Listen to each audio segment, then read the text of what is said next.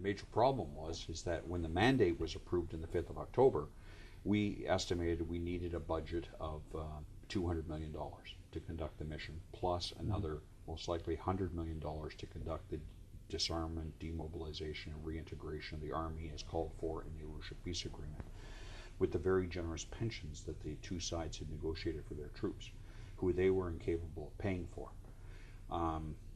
Nobody would touch the DDR, World Bank, IMF. So the DDR is what? That's the disarmament, demobilization, and reintegration. That's where you take the armies of both sides, you bring them together, you disarm them, you demobilize a significant portion of it, about half the government army, about a third of the RPF would have been demobilized.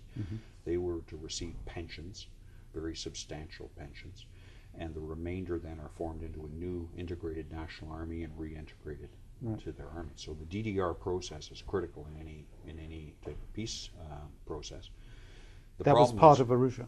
Was part of Arusha, and they negotiated very generous pensions, very generous. The problem was who was going to pay for it.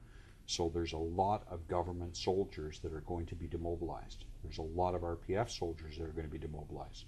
And in the Arusha Peace Agreement, they're promised very, very generous pensions, cash amounts. But the RPF says, but we're broke, we don't have any money. And the government says, we're broke, we don't have any money. So, well, then who pays for the pensions? Says, well, the international community will have to. So we had to go out with hat in hand saying, who's paying for these pensions? Well, the IMF said, we don't do that. The World Bank said, we don't do that. The UN says, we don't do that. So he said, well, we better start figuring out who's going to do it, because when we get all these soldiers into demobilization camps and they've been promised this and they know it and they don't get it, there's going to be trouble. That was a problem that was never sorted out.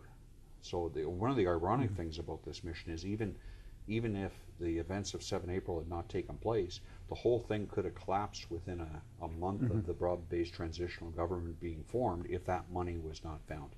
Now, UNDP took